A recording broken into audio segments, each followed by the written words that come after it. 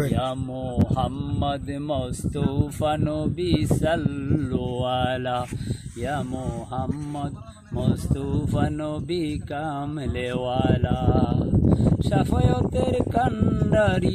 শাফায়াতের কান্ডারি রাসূলুল্লাহ ইয়া মুহাম্মদ মুস্তাফা নবী সাল্লু আলা